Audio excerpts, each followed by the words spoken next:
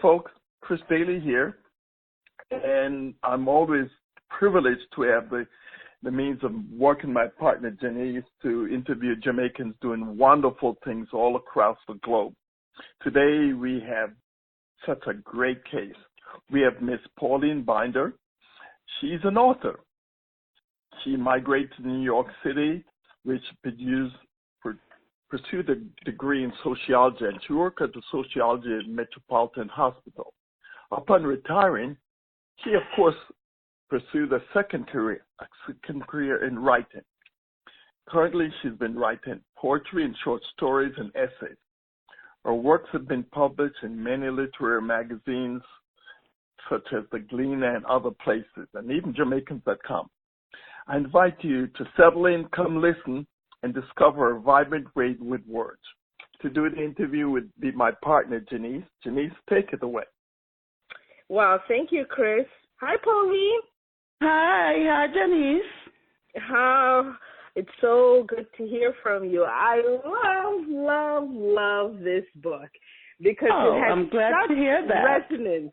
I mean, I wear dreads now, but there was a time when I had the relaxer and the jerry curl and that era, right? So I was definitely a patron at one of these beauty shops, right? And then I happened to have gone, at one point I was at an American Black beauty shop, and then I ended up going to a Jamaican beauty shop. So this whole thing, while I'm reading this, I can literally see this. I mean, I know it's based in New York, but then I'm in Chicago, but I could just, it just resonated. So wow. I saw me in this book, Yeah. Yes. So tell us about a little bit about your Jamaican roots. Yes, well, I was born in Clarendon, in Chapelton, Clarendon. And after my mom died when I was 3, I went to live with my 2 aunts at different times. And, in Kingston, Ballards River, Maypen, I, lived all around because of the circumstances. But I enjoyed my childhood. So in your childhood, what were some of your favorite pastimes? Well, my favorite pastime really was going to school, believe it or not. I went to Alpha Elementary School, and I have very, very fond memories of that. Is Alpha I went to Ballards River School, and very nice. But then I lost my eyesight, became too poor to go to school after that. Yeah. Yeah, but is Alpha? Because I've heard that name before. Is Alpha a school in Kingston? Yes, it's Kingston and South Camp Road, 26 South Camp Road, I remember. Yeah, because I think I heard that. I've heard of that name before. Maybe one of our And there's Alpha Academy, but I went to just elementary school. Okay, yeah, I've heard of that. Okay, and so what prompted you to migrate to the U.S.? Well, I mentioned my eyes. My aunt who had migrated to New York thought it was a good idea to let the doctors here look at me, because at the time what I needed was corneal transplants, and they did not do that in Jamaica at the time. So I came here to get it done. Yeah. Okay. So when did you discover your gift for the word? I would say when I was probably in high school. That's the time when I started writing, and I got little praises for it. One of my teachers took a poem I wrote and said she's going to frame it and put it on her wall. That made me feel good. I don't remember what the poem was, but I remember the feeling it gave me. Yeah, it's amazing though, how one gesture in a child's life can impact them years, for the rest of their lives. And people don't understand that this is such a vital age when you're a child. What you say to a child, what you show a child, how you treat a child. Because look how that writing impacted you to this day, where you're such a good writer. You know what I mean? Yes, Absolutely. Yeah. What you do, what the experiences you have as a child, they stay with you. Especially the significant ones, because I can't remember what I had for dinner last night, but I can remember way back when I was a child and somebody said something or did something. Mm-hmm. I know. Yeah. Is there a person who encouraged your talent development?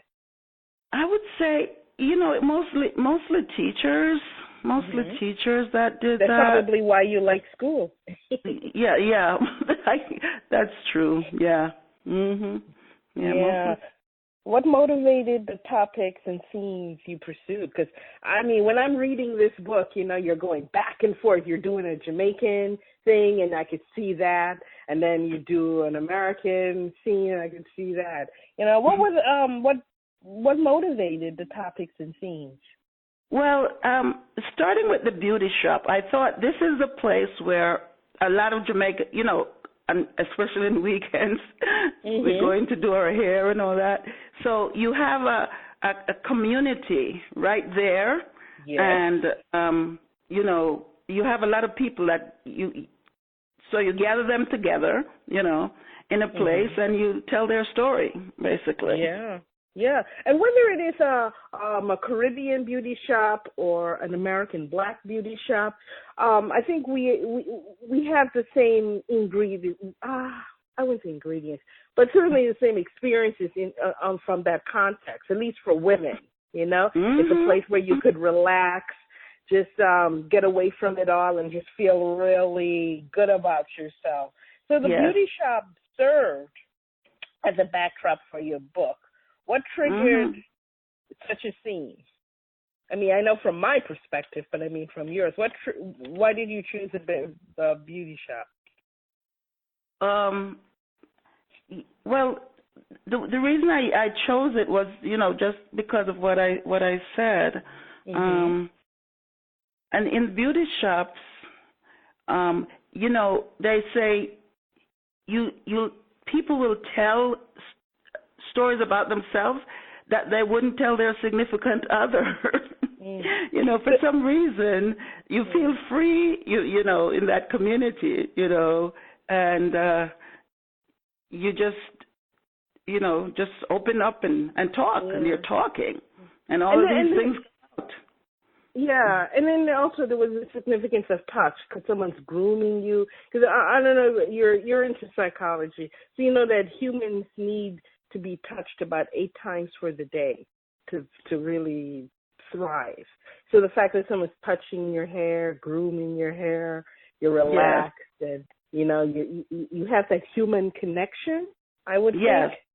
Absolutely. Yeah, that's true. Yeah. The chapters between Jamaica and the U.S. based into this. What were your childhood memories or conversations with Jamaicans? Well, in Jamaica, when you're a child, you should not interfere in big people business. The big people talking. Big people talking, and you mind your own business, right? But you're not supposed to be hearing these things. But you have ears, you have ears.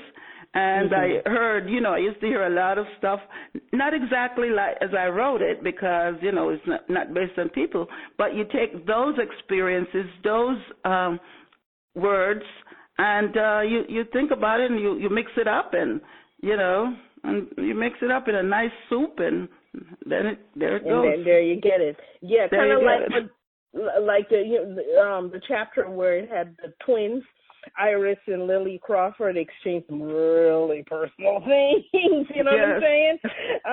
Was that coming to hear a shop you patronize? If you could share a backstory for your writing development. Well, I don't. I just I hear these things. I understand them, and I just put them, I didn't know an Iris and Lily, right? But I just put certain things that I have heard in the past, about people. For example, like the wedding incident. I used that was funny. I used to hear about a man getting married, and his sweetheart comes to the wedding, caused chaos. These are the things people talk. I used to hear about that, and they like, how dare she? How could she do that? Could she? How could you ruin the next woman's big day? But it is soap opera, and soap opera and talk shows are a reflection of human experiences, which is why they become so attractive. Everyone sees, I don't think as much as it used to be, but there used to be a time when you could literally turn on the TV from 9 to say 5, and it would be this show, this show, this show. Like every hour, and even soap operas. So what I'm saying is, did you use their experiences to leverage this technique of drawing in the, like the human interaction type? Yes, it's all about human interaction. I mean, we live our lives, it's really a soap opera if you think about all the things that happen, Yeah. And that's why we're drawn to it. Yeah. And if it doesn't happen to you, it happens to someone you know. And you're like, oh my God, that's like so and so. Yeah. Or you hear it from somebody who knows somebody who did that or whatever, Mm-hmm. Yeah. So speaking of soap opera drama, as you know by now, that what they're doing now is that, say if a child is in Jamaica, you're in the U.S. or wherever, and you want you want to get a visa to bring your child to you, they're now requiring you to do a DNA test before the visas are issued. And why stir up the pot and make people unhappy? Because you might find out something you don't want to find out, if you know what I mean. Yes. Well, when I originally wrote this manuscript, and the time I placed it in was like in the 80s, early 90s. So I don't know if they were doing that then, but I don't mean to upset anybody, but we know about the jacket story, we know that story. So I threw it in there for entertainment purposes. That's true. So, how can we get a copy of this fine work, Doing Hair? It's at Amazon.com. That's I use the KDP Publishing on Amazon, and that's where you can get it. Yeah, you can get hard copy or get it for your Kindle, which is a great thing. So you hear that, Jamaicans worldwide, especially the women, I think you would really, well, I mean, I guess it could be for either one. I mean, for the women, it would be like, it resonates for me. And and if a man wants to read it, when it's like, well, I understand, if you want to understand women, it could be for, if you want to understand Caribbean women in general, Jamaican women in particular, you could read this book and it really takes you there. Or even if you're not. Yes, I was going to say, if you're not, because I've had people of different ethnic groups who said, who got the book and they're just stoked. They love it. Yeah, this is what I'm saying, because like I say, I used to, I went to an American Black beauty spot. And that resonated. All these incidents resonated with me. And then, of course, when I went to the Caribbean beauty spot, it also resonated with me. So it's not just for a specific person, specific ethnic group, but it could just resonate. So that's why I was saying, if you're a woman and you go to shops or beauty shops, this is something that's going to appeal to you because you'll really like it. And if you're a man, maybe the barbershop, I don't know the barbershop experience, but this is definitely a way for you to understand women and their wants and needs. So we definitely want you to support this fine Jamaican author, Doing Hair, DOIN apostrophe hair, and it's a novel by Pauline Binder. What can we expect from your pen going forward? Well, I have a book that I've written. It's about vows, marriage vows, and advice for the couple. And there's also proverbs about marriage from all over the world. Nice. So and then Valentine's Day is coming up, but we're going to definitely invite you back. Chris and I are going to have you back, and you're going to tell us all about those in the future. Yes. So, do you in closing, do you have any final words of wisdom for our audience? Well, my final word of wisdom is to enjoy life. Enjoy life. Because it's only one you have. That's Enjoy right, it. baby. It's not a dress rehearsal, so just do it and do it big. So to learn more about Jamaican Diaspora, visit JamaicanDiaspora.com. To learn more about Chris Daley, visit Media to Grow, and that's media with the number 2grow.com. Pauline Binder's book can be purchased at Amazon. It's called Doing Hair by Pauline Binder. Thank you so much for spending some time with us. Bye now. Bye. Thanks.